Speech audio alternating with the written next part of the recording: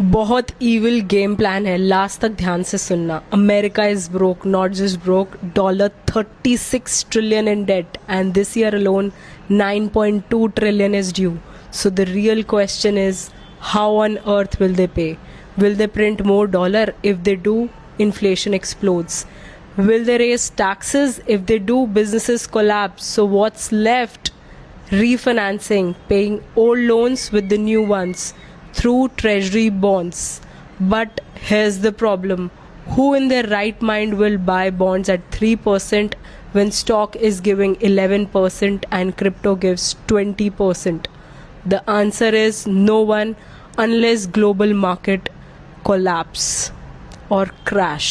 That's where the suspicion begins. Tariff leads to higher prices leads to inflation leads to recession, and ultimately stock market crash. And when fear spreads, where does the entire world run? US Treasuries. This is a coincidence or a master plan? Because guess what? US lawmakers just shorted healthcare stocks, then bought ETFs that profits only if the economy collapses. Ask yourself, do they know something we don't? Why is Trump fighting the Fed every single week? Why is he obsessing with cutting rates? Because he doesn't even want to pay 3% on these bonds. So what's the play? Create so much chaos that the only option left is treasuries. But at what cost? Could this recession be worse than the Great Depression of 1929? Here's the darker truth. If the market crashes tomorrow, ordinary Americans will see their 401k retirement wiped out. But insiders, they'll make billions off this crash. So ask yourself, why did they already position themselves for disaster while you are still sleepy?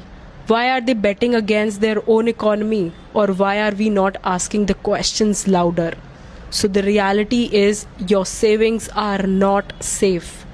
And the world's biggest economy might just be setting for the bloodiest financial trap in the history. So the question is, will you be the victim who funds America's debt crisis, or be prepared for the storm?